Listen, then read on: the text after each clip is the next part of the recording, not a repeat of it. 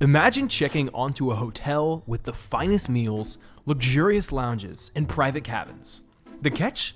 You're 1,000 feet in the air. This was the Graf Zeppelin, the longest serving and last commercial airship hotel in history. For 9 years, it carried passengers across oceans in total luxury, all while floating on a giant bag of explosive hydrogen gas. But to understand how we got floating hotels in the first place, we need to go back to the 1890s, when a German count had what many considered a completely insane idea.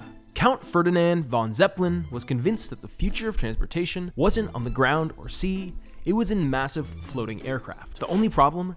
No one had ever built anything like it before. His first attempts were, well, let's just say there's a reason going down like a Led Zeppelin became a phrase. The Count burned through his entire fortune, his wife's fortune, and had to resort to a public lottery just to fund his obsession. But then World War I changed everything. Suddenly, Germany saw the military potential of these floating giants. Zeppelins could fly higher than any plane at the time, carry tons of bombs, and stay in the air for days. There was just one small issue. They kept exploding. Turns out, filling aircraft with hydrogen in a war zone isn't the safest idea. But despite the explosions, the war proved one thing. Zeppelins could work. When peacetime finally came, Germany was banned from building military aircraft. So they had a new idea. Why not turn these war machines into luxury hotels in the sky? After the war, crossing the Atlantic was still a miserable experience. Ocean liners took over a week, seasickness was guaranteed, and bad weather could turn your journey into a floating nightmare. The wealthy were desperate for a better way to travel. Enter Hugo Eckener, who took control of the Zeppelin company after Count Zeppelin's death. He had a vision: transform those former war machines into the most luxurious form of travel the world had ever seen. The first commercial Zeppelin, the LZ-127 Graf Zeppelin, was unlike anything that had come before it. Picture a floating Art Deco hotel longer than 2 football fields. The passenger quarters featured private cabins with actual beds, not bunks. A formal dining room served 5-course meals on fine china. And the lounge, well, let's just say you haven't lived until you sipped champagne while floating through the clouds. But luxury was not cheap. A ticket on the Graf Zeppelin cost around $3,000 in 1928. That's nearly $50,000 today. Before the wealthy elite, it was worth every penny. Instead of a week of seasickness, you could cross the Atlantic in 2.5 days of pure luxury. The Graf Zeppelin was an immediate sensation. Crowds of thousands would gather just to watch it land. Newspapers breathlessly covered every flight. And most importantly, it was safe. While other airships had sketchy records, the Graf seemed practically indestructible. Its success sparked a golden age of airship travel. Britain, France, and Italy all started building their own floating hotels, but none could match the Graf's remarkable safety record. The British R-101 crashed on its first passenger flight. The American USS Akron and Macon both went down in storms. Meanwhile, the Graf Zeppelin just kept on flying. It circled the globe, it explored the Arctic, it made regular flights to South America. By 1936, it had flown over 1 million miles and carried thousands of passengers without a single injury.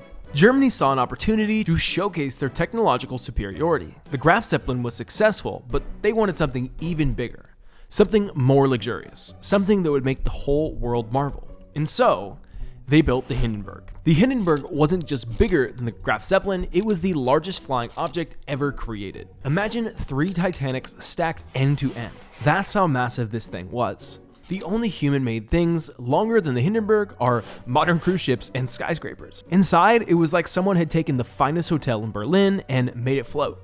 The passenger deck featured a double-height dining room with panoramic windows. A baby grand piano sat in the lounge, specially made of aluminum to save weight. There was even a writing room lined with paintings, because apparently regular writing rooms weren't fancy enough. The passenger cabins had hot and cold running water, electric lights, and call buttons for service. Sure, they were tiny by hotel standards, but they were still better than first class on an ocean liner. And let's be honest, the view was slightly better than your average Hilton. But the real luxury was the little details. The silverware was made of lightweight alloys. The chairs were woven from aluminum. Even the grand piano was designed to be as light as possible. Everything had to be engineered specifically for air travel, at a great expense. The food, exceptional. The Hindenburg's kitchen could rival any fine restaurant. Passengers also enjoyed elaborate multi-course meals, fine wines, and fresh bread baked daily at 1,000 feet. The menu included caviar, lobster, and elaborate desserts. They even had a special pressurized room just for storing fresh vegetables. There was one tiny detail that they hadn't quite figured out. All of this luxury was suspended beneath 7 million cubic feet of hydrogen gas. Why hydrogen? Well, that's where things get interesting. The Americans had all the world's helium, and they were not sharing. Helium is safe but rare. Hydrogen is extremely explosive but cheap and plentiful. The Germans insisted this wasn't a problem. They'd been using hydrogen safely in the Graf Zeppelin for years. What could possibly go wrong? The Hindenburg began passenger service in 1936, and for a while it seemed like the dawn of a new era. The wealthy and powerful flocked to it. Celebrities posed for photos in its lounges. Passengers raved about the experience. Headlines proclaimed it the future of air travel. And then came May 6, 1937. The Hindenburg disaster is one of the most famous accidents in history. Not because it was the deadliest, surprisingly 62 of the 97 people on board actually survived. It's famous because it happened in front of news cameras, creating one of the first mass media catastrophes ever recorded. The footage is haunting. The largest aircraft ever built erupts into flames and crashes into the earth in 32 seconds. And of course, there's the famous radio broadcast. Oh, the humanity! Oh, the humanity! But what's less known is how this disaster changed everything, even for airships that had perfect safety records. See, the Graf Zeppelin had never had a serious incident. Not one. It had been safely carrying passengers through thunderstorms and over oceans for almost a decade. But none of that mattered anymore. The public had just seen a hydrogen airship turn into a fireball. No one was going to trust them again. The Graf Zeppelin made a few more flights after the Hindenburg disaster, carrying loyal passengers who insisted the ships were still safe. But insurance companies disagreed, costs skyrocketed, ticket sales plummeted, and Germany's Zeppelin program was in shambles. By 1938, even the incredibly reliable Graf Zeppelin could not continue. On June 18th, it made its final landing. The last floating luxury hotel was grounded forever. Its successor, the Graf Zeppelin II, would never carry a single paying passenger. But the strangest part, that final landing wasn't due to safety concerns, or lack of passengers, or even the Hindenburg's disaster directly. The real reason was much more surprising. The Graf Zeppelin's final grounding came down to helium, or rather, the lack of it. By 1938, it was clear war was coming. America, who controlled virtually all of the world's helium supply, stopped selling it to Germany. Without helium, and with the public terrified of hydrogen after the Hindenburg, the era of floating hotels was over. The Graf Zeppelin was too valuable to risk destroying, so it was stripped for parts and melted down to make Germany's warplanes. The last great airship hotel became bullets and bombs, a rather inglorious end for something that had safely carried thousands of passengers over 1 million miles. Today, people still dream about bringing back the era of airships.